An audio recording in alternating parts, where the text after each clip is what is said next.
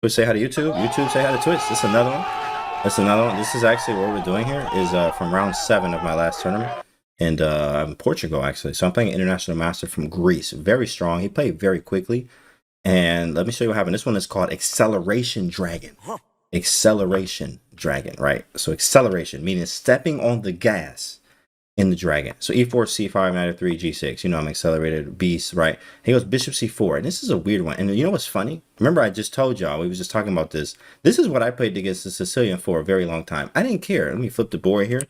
Right, I didn't know many openings. I got up to 2,000 over the board by just doing this against really everything besides the French, obviously. But e4, knight f3, bishop c4. That's it. Castle and just do stuff. c3, d4, and tactics later. That was every single game I would play like this. So, of course, this is a way that you can do things, obviously. Not a line that is very venomous. So bishop g7, castle, I go e6, right, because I can go d5. And then a big fan, absolutely, a big fan of hyper accelerated, exactly, Prophylax. Is there. It's pretty nice. I actually drew one of my first grandmasters, Codric Davis or Codric Dennis, something like that, over the board with this, with the Accelerated Dragon, right? So one of my strongest openings.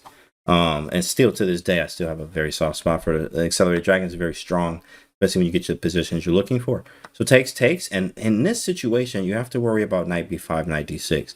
This one's called Acceleration Dragon because I didn't play some stuff here I never played before. Boy.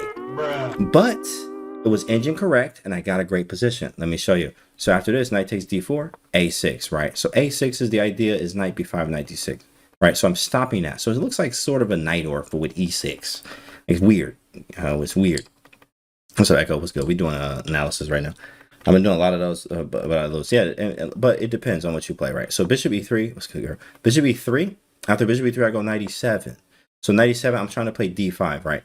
Then he goes a4. He moving quick too, bro. I'm like, yo, my man's moving real fast. And the problem with that is that I know that this is not theory and you're moving quick. And the problem with that is you're going to go wrong somewhere. Watch what happens, right? So he goes a4, castles. He moved quickly, a5. Now, right here, chat, let me tell you, black to move. What do you think I play here? What do you think I play here? I'm going to show you this acceleration dragon. And he was just moving quick. And I'm like, bet, watch this, right? Now, of course, I started moving quick as well. But black to move. What do we play?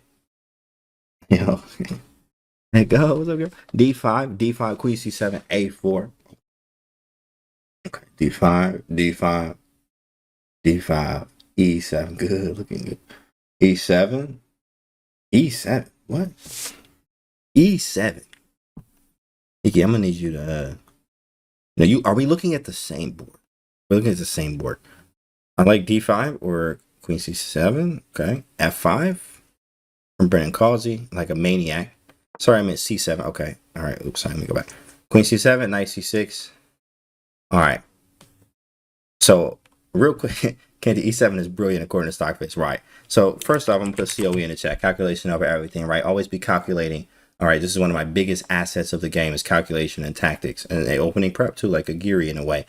So, I'm trying to be very, very dangerous in these areas, right? COE, calculation over everything. Get your gear. Shop Canty merge, right? Watch this. What I played is what Brennan Causey says, F5. Oh my goodness. F5. Big fella. Engine approved. F5 like a maniac. That's what Brennan Causey said. Like a maniac. Absolutely. F5 and we live chat. Correct. F5. I call this acceleration dragon because I really stepped on the gas. But watch what happens, right? So F5, he takes it. But the idea with F5 is that one thing, let me give you a lesson here, right? 2 pawns in the center is usually better than 1. 2 pawns in the center is better than 1.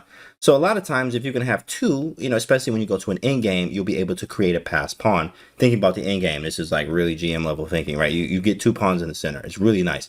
So I go F5 because I know this. And if he goes F3, nobody wants to go F3 here. First fine gold tripping. That's not a move. Right, you don't do that. Oh, never play F3, right? So this is really not a move. You can play it. It's not that it's not a move, but it's not the move he should probably play. So he did take it, though. He takes, right? And immediately I go D5. So the idea here is to strike first, right? And then when he goes back, I take with the knight. I could take with the G pawn, but I didn't like F4 there because it kind of is a hole on E5. So I take on F5 with the knight. Now I have 2 pawns in the center where he has none. I have both of the pawns in the center. Bro, this is fire. They actually already like black here. Knight takes F5. He takes back. I go G takes F5. He goes bishop D4. He's moving really quick. And I'm like, yo, I'm about to take this IM down, bro. This is about to be a dub. Like, he's just moving lightning fast. So bishop D4. And I'm like, this is cool. I go knight C6 to develop, right? He takes. I take back. Then he goes F4. I'm like, bro. Now I'm getting mad. Because I'm like, yo, you just blitzing out moves. Bro, I'm about to take this pawn, right? Because this pawn over here hanging. And it is. So I capture it. I take that. I'm like, bro, I'm about to... Why is he moving so fast? I don't know, bro. And after the game, he was like, yeah, I played bad. I'm like, I know. I was kind of mad, right? But knight takes A5, knight D2, and I'll show you why. Why? Because after knight D2, I moved the knight back to C6, bishop A4. He goes it's a very strange move, bishop A4. I'm like, what the heck is this? So I go B5, bishop B3, and then I go A5. And I'm like, bro, I'm about to beat you like in 20 moves. Strong I am. I mean, he like almost 2,500. Like, he's very strong. But look at this position. Dark square bishop gone. I'm doing a queen b6. I got space on the queen side. I'm up a pawn. Bro, you about to lose. Bro, you about to lose. So a5, he goes c3. I go a4. He goes bishop c2. I go d4. Everything is going well. This is all engine checked. Everything is right. Knight f3. I take on c3. He takes on c3. And now it's up to you, chat. Black to move. What should you do here? What should you do here? What should you do? So it's black to move. What's the move? Queen b6. Trade queens from Philadelphia. Finchetto. Check. Send it. Send it, baby. Check. Push the pawn. Thanks for the follow, JC3. Queen f6 from Scatter Pia. a3. Okay. All right. Okay. Nice. Bishop a6. Lots of moves. Lots of moves. Okay, so let me show y'all Queen f6 maybe. All right, so let me tell you what happened. So first off, me and Brendan Causey on the same wavelength. I play Queen f6 in the game, but this is not correct. What I'm supposed to do, and actually this is the point where I started to move fast. He was moving fast the whole game. I was taking my time. Honestly, I actually had about, and this was an hour and shoot.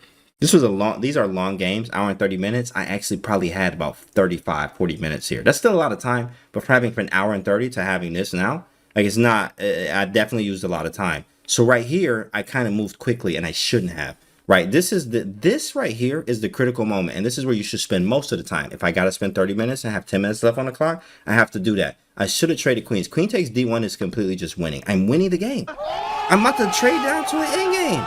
Trade down to the end game where I'm up a pawn, bro. Rook D8. And then I got both of these pawns and I'm just winning. Like, it's just better to play like this. Simplify. I got a pass pawn. He kind of held around, right? Like, what is this? Like, what is this for white? Simplify. I go queen f6, which is very, very sharp because I'm trying to take the pawn because it's attacked. I also have rook d8 on tap. I got b4, a3. I thought I had a lot of compensation, which I do, but in fact, it goes all to zeros right here. All zeros right now. With bishop d3, found the best move, by the way. I go rook d8, and now it gets complicated. Now it gets very, very complicated, right? After this rook d8 move, he goes queen e2, which does attack the b5 pawn. Here, bro, you got to be very sharp. And here's why. I mean, the COE, first off, calculation over everything. Calculate, I actually found all the right moves, but you have to find more moves. It's very, very hard. Chess is a very hard game, but you have to find more moves, chat. You have to find more moves. So here, what move do you play? Bishop takes b5 is actually a threat right now. And funny, all three moves from the engine they give is zeros. What do you do? And it's too strong. This is a threat, bro. This is a threat. And we got b4 and rook b8. b4, rook b8. Exchange sack. Okay, rook takes d3, b4, bishop. Trade it off, b4, b4, bishop a6. All right. Let me check that. Let me check the engine. Stop. Okay, so chat, you're right, Brendan Causey, again, same wavelength. b4 is the move, right? So I actually looked at queen takes c3 too as well. I thought this is like a lot going on. Like, I got to find all these weird moves. But queen takes c3 is difficult because my king's weak. Which I did this purposely, but now that, I mean, it's really starting to show. I have to find knight d4. Then after trading, yeah, this is cool, but I mean, who's the safer king? Definitely have to play with so much accuracy here. And queen, and you know what's funny? The best move by the engine, say bishop b7 right now. Bro, this hanging. Bro, this hanging. I didn't even see that. Like, maybe it's this and this. Like, this is some wild stuff. I'm not gonna lie. So it's very sharp. It's very, very sharp here. Right now, it's ridiculous. Like, so with that being said, right, I didn't go down the queen takes c3 route. I went the simpler route, which is b4. But the problem is he still goes bishop b5, which he does. This is why, I think right here, I spent another 20 minutes. I only had like 40 minutes. So I'm really getting low on time. And you know, bishop takes c6 is a threat and taking the pawn. So I'm like, I'm up the pawn. Now I got to give it back. I definitely botched this somehow. So I'm like, dang, bro, this is bad. I find the right move. Actually, this is all zeros, believe it or not. All zeros. So I go knight e7 with the idea of putting the knight on d5 to get some squares and to hit the pawn if he takes it. He takes on b4. And the only moves here are a3, bishop b7, and bishop d7. These are not moves that ain't anybody trying to play. Bruh. Garbage. Nobody gonna trying to play this, bro. A3 maybe, but I mean, you can't even really push it again. So like, this is not really a move. But I mean, I guess we are stopping him from taking it. So I went knight d5, but that is where it ends. In fact, it's already +2 after knight d5. This is hard. Chess is a hard game. Chess is a very hard game. It's +2 after knight d5. Believe it or not, +2. So he goes knight e5, which I did see. I go knight c3 to attack both. And then he goes queen f3, hits the rook with tempo. It's already getting hard here, bro. It's really difficult to hold. It's too many threats. It's too many weaknesses. Mr. Gucci, thanks for the follow. Knight e4.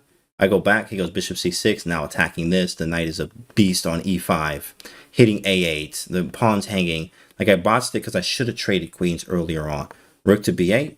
Rook takes a4. Rook d4. Rook a7 check. And king g8 and queen h5, and I resign here because this is game over. I already saw this, but of course you just have to keep going just to see if he blunders something stupid, right? But he did not. He found the accuracy here. Queen h5 is threatening mate. It's also a check here. Like, you can't block everything. So this is game over. But and I knew I lost the thread once he played bishop d3, and I was like, oh my goodness, I've lost the whole thread of the game, where I should have traded queens back here and actually go into an end game, which I've done before. But I think a little bit of time pressure, me moving a little bit too fast. And of course, you have to learn from your games. This is why this is called the acceleration dragon. So I definitely learned, right? But rook d8, and I have this position where I'm up a pawn. I'm playing for 2 results, meaning I can't lose this. I mean, it's very hard to lose this. And also, I can play for a win at some point, being up the extra pawn. So I lost this game. Hopefully, I'll learn from it, right? Of course, but definitely lost this one. Of course, we're going to have round 8 and round 9 some other day. Something like that. Subscribe to the YouTube if you haven't already. See y'all on the next.